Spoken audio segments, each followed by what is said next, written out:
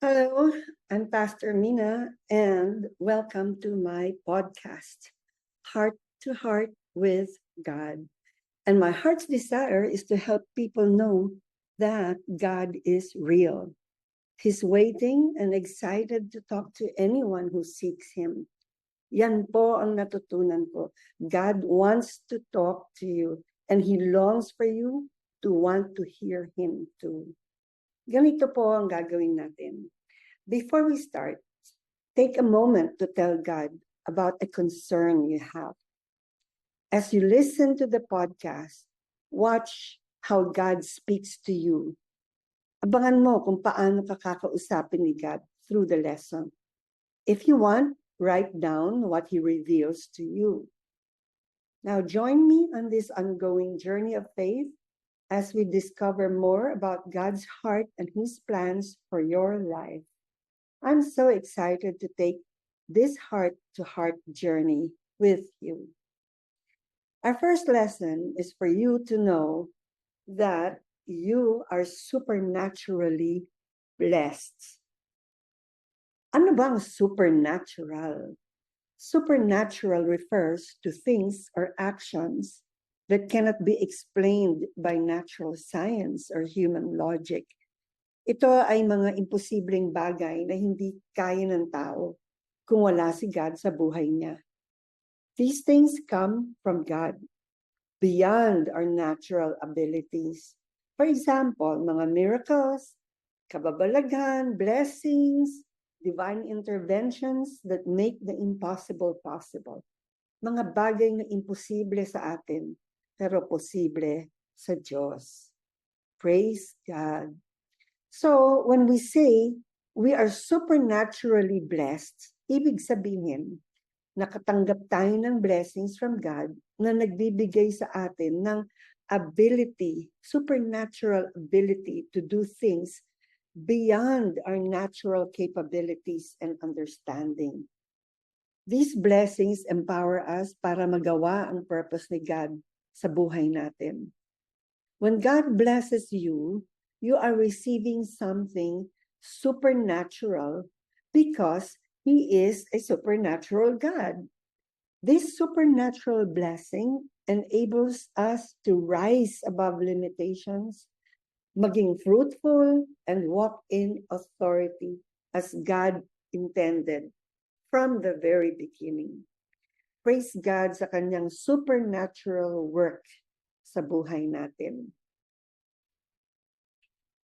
Itong lesson natin, in the beginning, God gave Adam and Eve a five-fold blessing.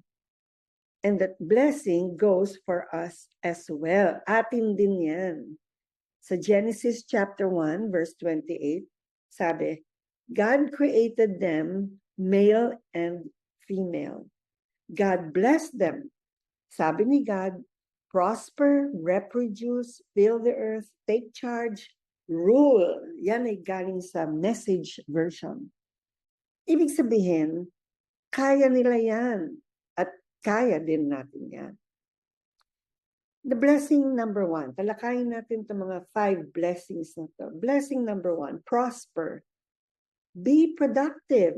God has given you the ability to prosper and produce profitable things. God blessed you, yayaman ka, aasenso ka, kikita ka, kakayanin mo yan. Amen? Blessing number 2, reproduce.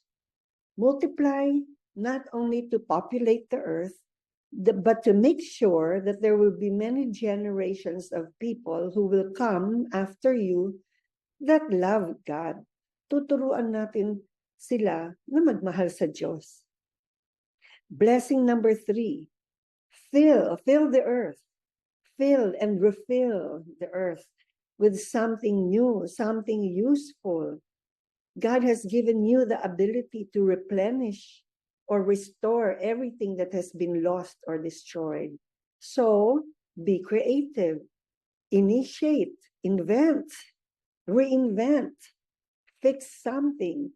Punuin natin ang buong daigdig ng magaganda at maayos na bagay. Now, blessing number 4, take charge. God has gifted you the earth and its resources to be a blessing for you and to benefit all humankind.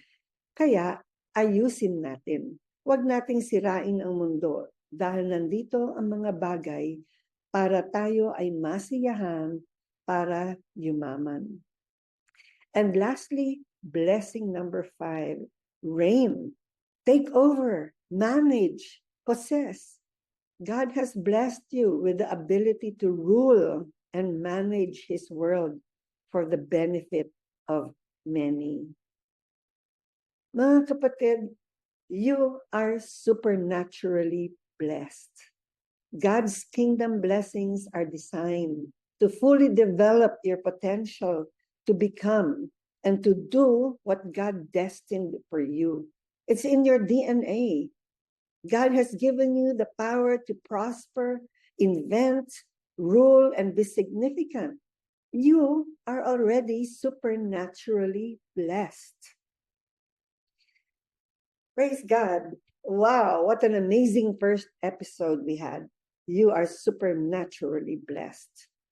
Today we uncovered the incredible truth that God has blessed us supernaturally, empowering us to prosper, be fruitful, and to walk and reign in His authority. Reflect on this question, pag-isipan natin. What is one blessing in my life that I often take for granted? Yan ang tanong ninyo sa sarili niyo. What is one blessing that I have in my life that I often take for granted? Paano mo kaya magagamit ang blessing na ito para maka-experience ka ng greater joy, purpose, and breakthroughs? Sabihin mo sa sarili mo, kaya ko ito because I am supernaturally blessed by God. Praise God. If this episode inspired you, don't keep it to yourself. Subscribe, share it with a friend, and visit my website, godtalkspm.com, for more resources to help you walk in God's blessings. Next week, we'll continue exploring more about God's truth and His powerful work in our lives. Stay tuned. You won't want to miss it. Before we close, let me pray for you. Heavenly Father, thank you for this time we've spent together discovering your truth and your blessings. I pray for every listener that they will experience your love, guidance, and supernatural blessings in their lives. Speak to their hearts today and reveal your plans for them. Cover them with your peace and favor as they seek you daily. Talk to them, Lord. I ask this in Jesus' name. Amen. Until next time, I'm Pastor Mina reminding you, you are supernaturally blessed, deeply loved, called to live with purpose and power. Walk in His favor and experience His goodness every single day. See you next week on Heart to Heart with God. Praise God. Amen.